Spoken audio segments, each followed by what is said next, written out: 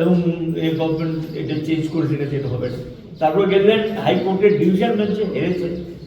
সাহসী পদক্ষেপ নিয়ে ওই যারা ওয়ার্কার ছিলেন ডিআরডব্লিউ, তারা গিয়েছেন সুপ্রিম কোর্টে। সুপ্রিম কোর্টের ডিভিশন কোর্ট সবটা শোনার পর বলেছে সরকার চেঞ্জ হতে পারে, কিন্তু যারা এই ধরনের কাজের সঙ্গে যুক্ত নিয়মিত কাজ করেন, সমস্ত কাজ তাদেরকে দিয়ে করানো হয়, হাউ লং, কতদিন চলবে? একটা মানুষকে তো এটা অনেকটা মানে তার শ্রমটাকে আদায় করে নেওয়া হয়, তার প্রাপ্যটা দেওয়া হয় না। এটার ভিত্তিতে তখন সুপ্রিম কোর্ট হাইকোর্টের রায়টাকে বাতিল করে দিয়ে পরিষ্কার ত্রিপুরা সরকারকে নির্দেশ দিয়েছেন যে এদেরকে রেগুলার করতে হবে 3 মাসের মধ্যে, আর ওই পিরিয়ডে তাদের যেই ডেটে রেগুলার করা কথা, সেই যেহেতু তারা রেগুলার হয়নি, ওই পিরিয়ড থেকে 30% বেতন তাদেরকে দিতে হবে নির্দেশ দিয়েছে।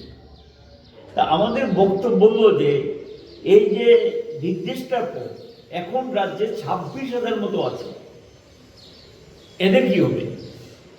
এটা তো সবাই অধিকাংশ 10 বছর অতিক্রম করেছে। 10 বছর যদি অতিক্রম করে বেতন পাচ্ছেন 10,000-এর নিচে, কেউ 5,000, কেউ 4,000, কেউ 6,000, কেউ 7,000, 7,000, 8,000, এক এক জায়গায় এক এক রকম। তো তাদের কিন্তু নিয়মিত বেতন সবারই দেওয়া উচিত। সরকার খুব দ্রুততার সঙ্গে সিদ্ধান্ত নিয়ে এর থেকে শিক্ষা নিয়ে যাতে তাদেরকে সকলে নিয়মিত করা হয়, এই দাবিটা বলেছেন এবং কিছুক্ষণ আগে ব্যক্ত করেছেন। এবং এই পরিস্থিতির মধ্যে সুপ্রিম কোর্টের রায়ের পর তো আর কিছু থাকে না, এটা সকলের ক্ষেত্রে এটা প্রযোজ্য হওয়া উচিত। ফেব্রুয়ারি 2026 এই সিদ্ধান্ত ফেব্রুয়ারি মাসে জানিয়েছেন। এবং এই অবস্থার মধ্যে ডিএ নিয়ে বলেছেন, ডিআর নিয়ে বলেছেন। 7th পে কমিশনের গল্প দিয়েছিল। 7th পে কমিশন আমরা যতটুকু জানি দিল্লি স্টেট গভর্নমেন্ট, আরও 1-8টা রাজ্য আছে কিনা আমার যথেষ্ট সন্দেহ আছে, বাকি কোনো স্টেটই 7th পে কমিশন করেনি। তবে ডিএ যেটা রিলিজ হয়, সেন্ট্রালের যে ডিএ সঙ্গে স্টেট, অনেক স্টেট এই ডিএটা দিয়ে দিচ্ছে। আর 7th পে কমিশন আর ডিএ কিন্তু এক না। 7th পে কমিশনের টোটাল ডিএটা রিলিজ করার পর তার পে স্ট্রাকচারটি চেঞ্জ হবে, টোটাল পে স্ট্রাকচার চেঞ্জ হবে।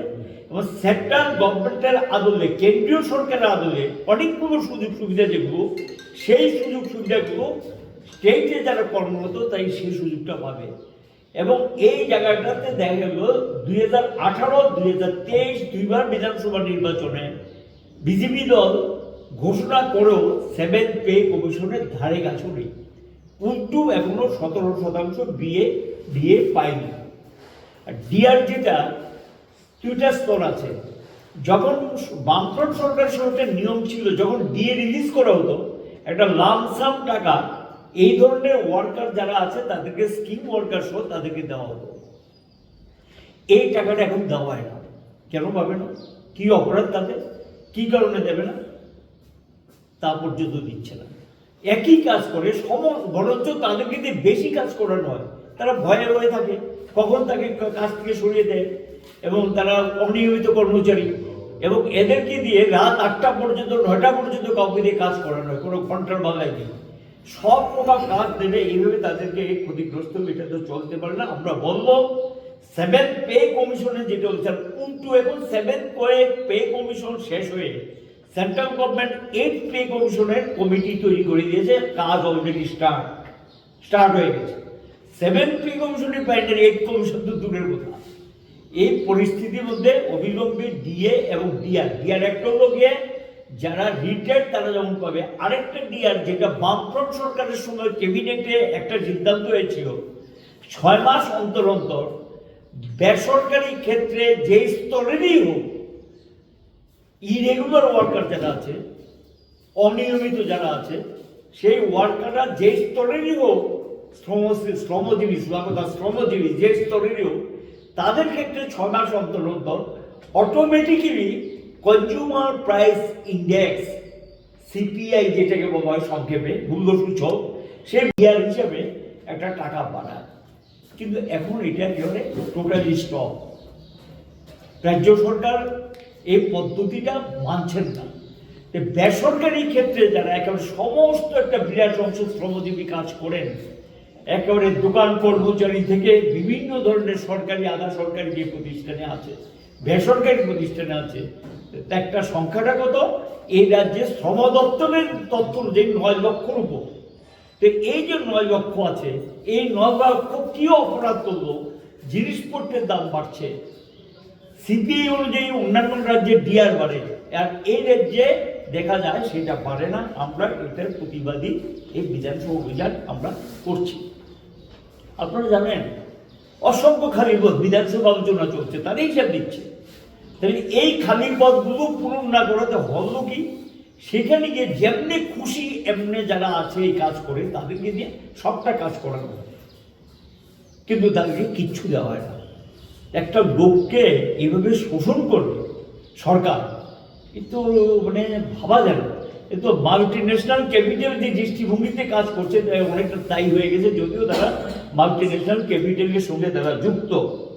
এবং এইখানে গিয়ে আউটসোর্সিং সহ অন্যান্য যে বিষয়গুলি আছে, এবং এই আউটসোর্সিং সহ এবং দেখা গেল যে কন্ট্রাকচুয়াল ওয়ার্কার হিসেবে তাদেরকে ব্যবহার করা হয়, আউটসোর্সিং সহ কন্ট্রাকচুয়াল ওয়ার্কার হিসেবে। যে এই আউটসোর্সিং কন্ট্রাকচুয়াল যেটা চলছে, এই পদ্ধতিটা বাতিল করা উচিত। বাতিল করে সেখানে তাদের নিয়মিত বেনিফিট যাতে যায়, সেটা শ্রম আইনকে লঙ্ঘন করছে, এটা হওয়া উচিত না বলে আমরা মনে করি। 12 ঘন্টা কাজ রাজ্যে লাগু হয়ে গেছে এখন পুরোদমে। অতিরিক্ত মজুরি দেয় না, কাজটা অতিরিক্ত নিয়ে যাচ্ছে, এটা চলছে। এবং আমরা পরিষ্কারভাবে বলবো এই রাজ্যে যাতে শ্রম কোড লাগু না করা হয়, পরিষ্কারভাবে বলবো যাতে এটা লাগু না করা হয়, এবং ছাঁটাইকৃতদেরকে যাতে পুনর্বহাল করা হয়, একটু আমরা পরিষ্কারভাবে বলবো। এবং আপনারা জানেন যে মিড ডে মিল, পাম্প বাড়ির ছেলে ডাক্তারি পাশ করে ফিরছে, তাই সেলিব্রেশন চলছে নানা পদের রান্না। শেফদের পছন্দ সিস্টার মশলা, যা মডার্ন টেকনোলজি এবং স্বাস্থ্যসম্মত। টেস্টিও সিস্টারের রান্না, প্রতি পদে স্বাদের বাহার। সিস্টার, নিশ্চিন্তের প্রতীক।